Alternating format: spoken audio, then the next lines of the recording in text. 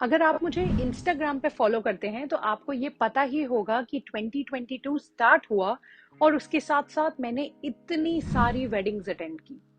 मेरे दोनों childhood friends की शादी हो गई और मेरी कजिन की भी।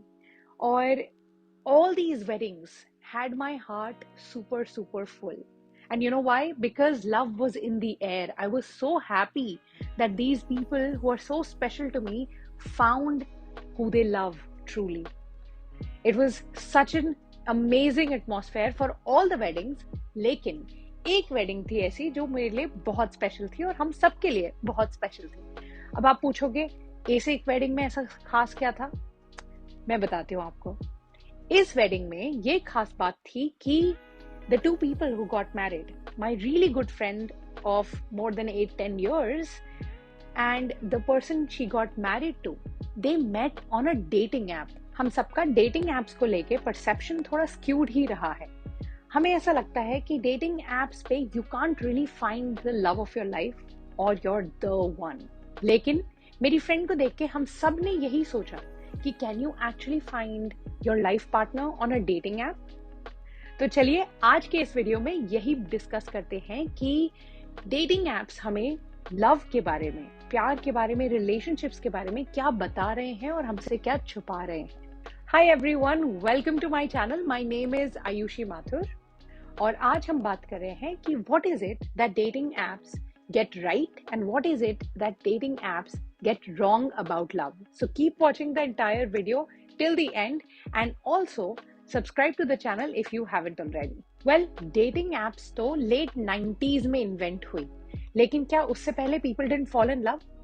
Of course they fell in love, लेकिन बहुत ही hardships के साथ। अगर आपने अपने पेरेंट्स को आपको ये स्टोरीज बताते हुए सुना है कि कैसे उन्हें स्कूल जाने के लिए 2 नदियां पार करनी पड़ती थी और मीलों दूर जाना पड़ता था, उतनी ही या उससे ज्यादा hardships they had to face to be with someone they truly loved. अब फिर भी अगर हम ऑनेस्टली सोचें तो आपको भी पता है और ये मुझे भी पता है कि पुराने जमाने में लव को इतनी इंपॉर्टेंस नहीं दी जाती थी। दो फैमिलीज मिलती थी आपस में बात करती थी, अपने बच्चों का रिश्ता पक्का कर देती थी और अगर सब सही रहा तो उनकी शादी भी कर दी जाती थी।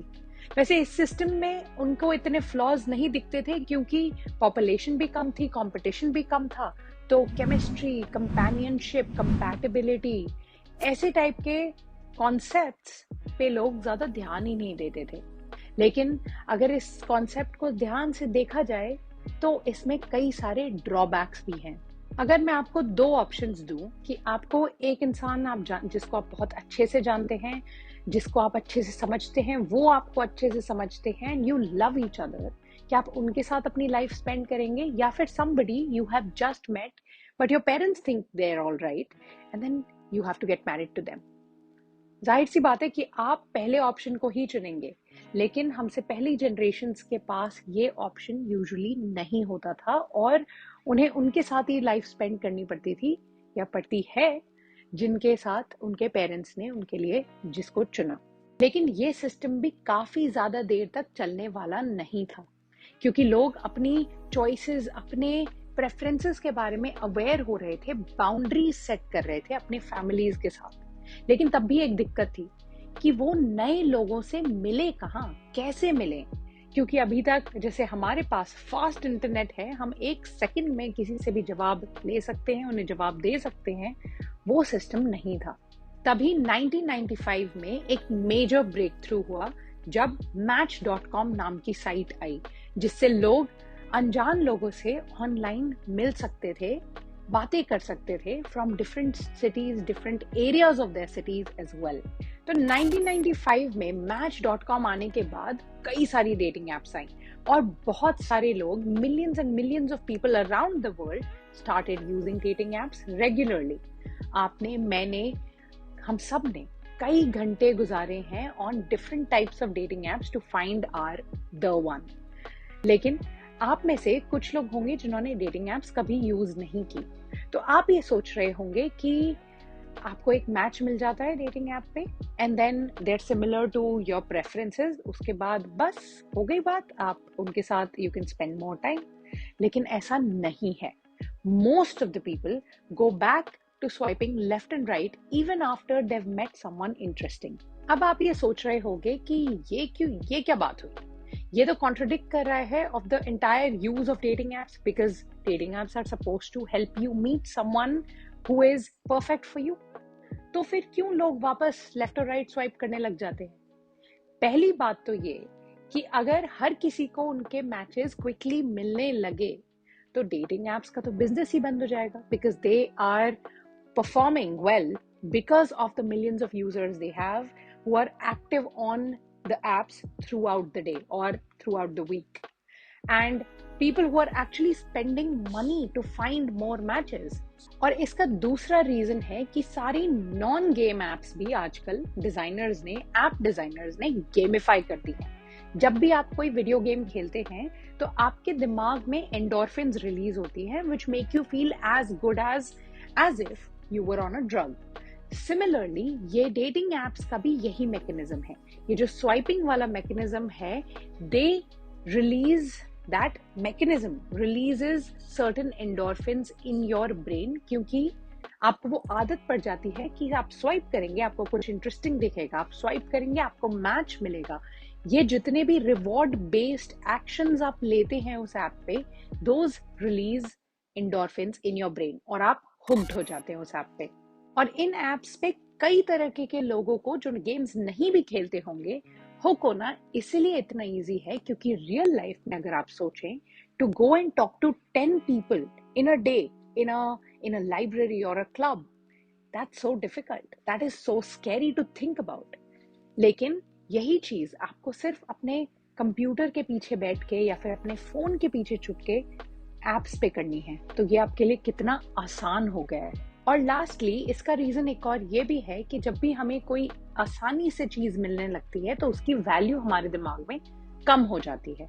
इसीलिए हमारा ब्रेन प्रेफर करता है रैंडम रिवॉर्ड्स या रैंडम सरप्राइजेस, जैसे स्क्रैच कार्ड्स पे या स्क्रैच कूपन्स पे हमें मिलते हैं.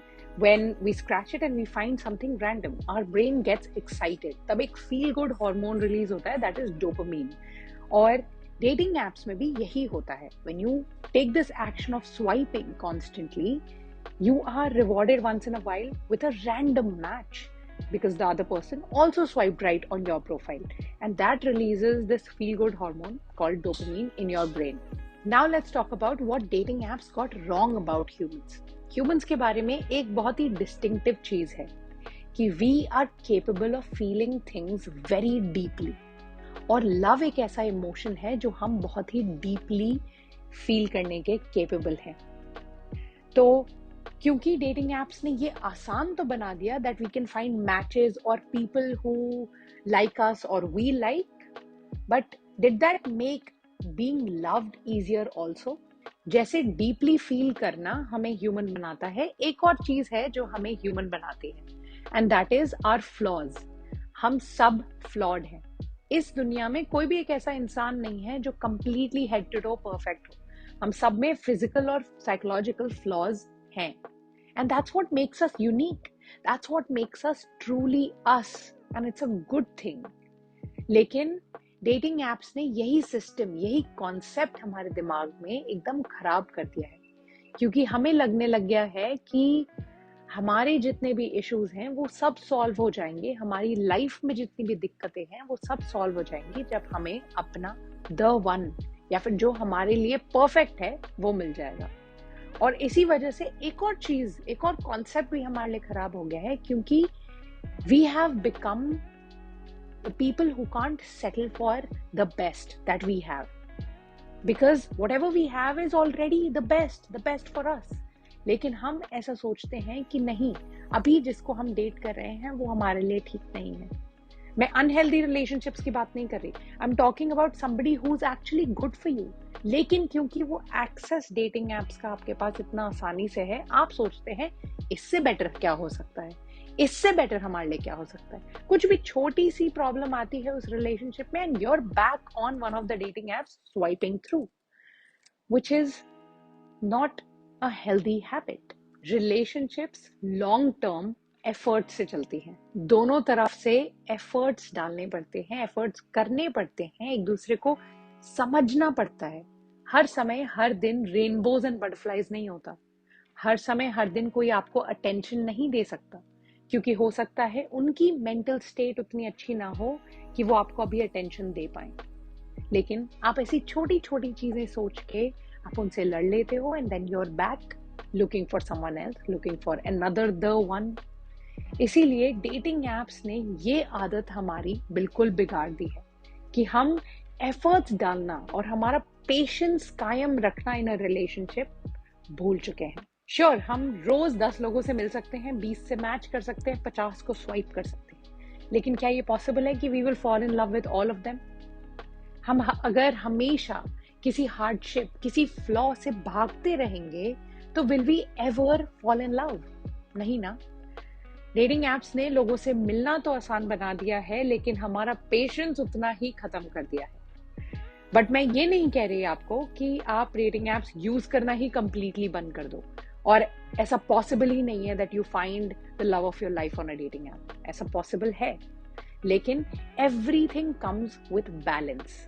अगर it was possible for my best friend to find the love of our life, it is possible for you, it is possible for me, it is possible for all of us. लेकिन वहां पे हमें थोड़ा mindful होना पड़ेगा। The quest is not to find the next best person or to find the flawless, the most perfect person for us. लेकिन हमें वहां पे ये एफर्ट डालने पड़ेंगे, instead of finding the most flawless person, कि हम ऐसे किसी इंसान से अगर मिलें या मिल सकते हैं जिनकी वैल्यूज हमारे जैसी हों, जिनकी कोर वैल्यूज, जिनकी purpose in life similar two hours हो। उनके लिए क्या इंपॉर्टेंट है, उनके लिए क्या प्रायोरिटी है, वो आपके लिए भी प्रायोरिटी हो, ताकि आपकी कंपैटिबिलिटी हमेशा बनी रहे। आज तक जितना कुछ मैंने सीखा है from my own relationships, from seeing the relationships of everyone around me, is that कि लव तभी पॉसिबल है जब आप उसकी एग्जिस्टेंस की पॉसिबिलिटी को for you, for your own life completely surrender करो। आप कंप्लीटली ये मानो कि yes, falling in love is possible for you, it's possible for someone to fall in love with you for exactly who you are. And to remind you, love is not always violence and butterflies. It's mostly what feels like home, what feels comfortable and easy flowing. तो अगर आपको कोई ऐसा मिल गया है already जिसके साथ आपको लाइफ बहुत ही इजी फ्लोइंग लगती है, भले ही उसमें कई फ्लॉज हों, तो stick to it and keep making efforts to be in love throughout your life. And I will see you in the next video.